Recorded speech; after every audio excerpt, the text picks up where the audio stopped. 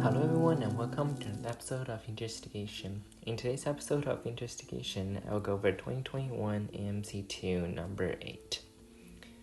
So in this problem, it states that an ant makes a sequence of moves on a cube where a move consists of walking from one vertex to an adjacent vertex. Looks like this. Along an edge of the cube. So I cannot walk from like this vertex to this vertex. That is not allowed because that is not an edge of the cube. Initially, the ant is at a vertex of the bottom face of the cube and chooses one of the three adjacent vertices to move to as its first move. For all of the moves after the first move, though, the ant does not return to the previous vertex. So it cannot go like this and then come back immediately. But it does not say it cannot go to a vertex that it has been before. But chooses to move to one of the other two adjacent vertices. All choices are selected at random so that each of the possible moves is equally likely. The probability that after exactly 8 moves, that ant is at a vertex of the top face on the cube is m over n, where m and n are relatively prime positive integers.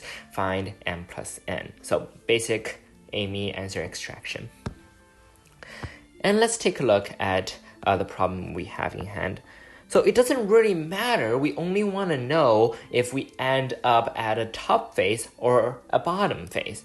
So you might say, oh, what if I just do, let's say, probability on the top face and probability on the bottom face? But that wouldn't cut it because you don't know the probability of the top face, and the only way that you might be able to know where you are is, well, where you were on the last move. So if you were here on the last move, then the only end you came from here, then the only possible moves outward will be here and here. And you have 1/2 probability. You know the probability is 1/2 going each-ever way. Which means that, well, if we switch sides, that is from bottom to top or from top to bottom, this means that we cannot go back immediately. And that actually is a difference that we have to account for. So rather than only top, we have to add top, but from the bottom on the last move, or top, but from top on the last move.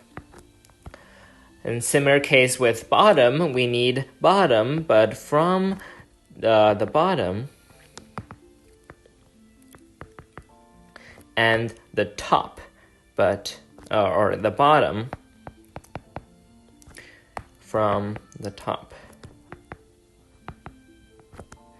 And let's define each of those variables as a function. Let's say this is t subscript b, because I don't want to say it's tb or something like that, because first of all, I don't like 2-letter variables. Second of all, it's kind of confusing which one goes first. So a subscript just means it is there on the previous move. So tb, and that is takes in a variable n, or input n, the number of steps taken already. And this is t of n, this is b of n, and this is bt of n. And now let's list out a table using this. So we could have, say, here we have tb of n, here we have tt of n, bb of n, and bt of n. So now if we look at the problem again, is it easier for us to, comprehend what we want over here? And we have n over here. Let's just label it 1, 2, 3, 4, 5, 6, 7, 8, because we don't care about anything that happens after 8. So now let's take a look at this, but within the context of the problem. What is it that TB of n that we want? That is, I'm on the top, but previously I'm on the bottom. So if previously I'm on the bottom, then I have to be on the bottom to start with. So b something of n minus 1. But if the step before the last step is from the top, then I cannot go immediately back. I have to stay on the bottom, which means that we have to have b of n minus 1, and that probability is actually only 1/2 because it can choose to either go to the top or stay at the bottom. So that's 1/2 bb n minus 1. And that same logic applies to this one, bt. So bt of n is equal to 1/2. I have to start at the top, but I cannot be coming from immediately after, which means that it is 1/2 tt of n. The middle two gets a little bit complicated, but they are manageable as well. So if I want to be on the top and my previous one was on the top, then where could my previous, like the step before that, be from? It could be from the bottom, or it could be from, actually, my bad. It could be from the bottom, or it could be from the top. And if we have, let's say, t of n, then this means that it is t, that is the one beforehand, n minus 1. But if it is from the bottom, then there is, again, a half chance that I am going to, well, not a half chance, because the previous step beforehand is going from the bottom to the top. So there is a 0% chance that I'm going to go to the bottom again, which means that I am 100% going to stay at the top. But on the other hand, I am going to have a 1/2 chance of staying at the top if the previous one, the one before the previous one, is at the top.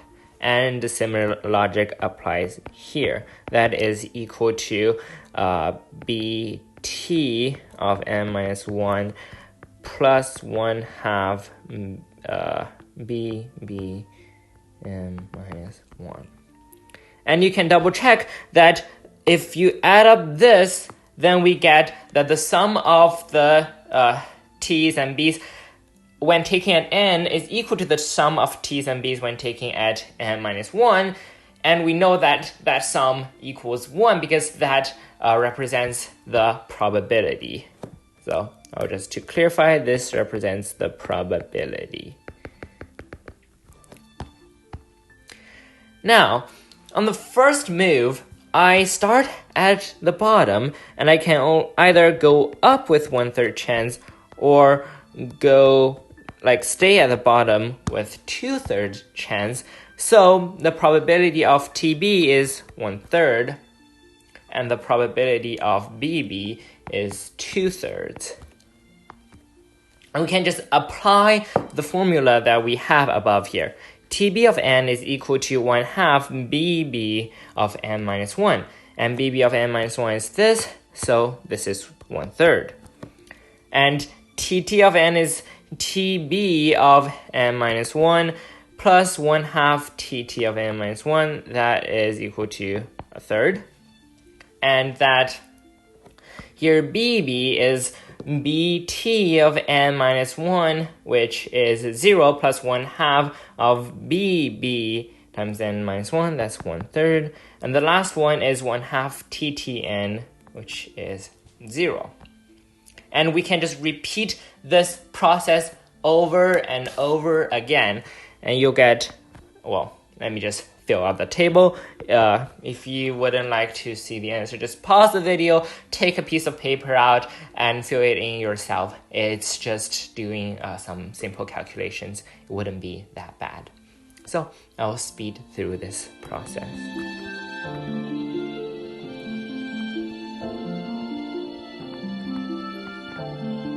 All right, now we just want, well, after a step, what is the probability that it stays at the top, which is the first two columns. So we can just add the probabilities up. 33 over 192 plus 69 over 192. That gives 102 over 192. And that can be simplified to 51 over 96, which is 17 over 32. Just add up the numerator and the denominator. We get 49 as our final answer. And that will be it for this problem. Thank you for watching this episode of Investigation, and hopefully I'll catch you in the next one. See ya.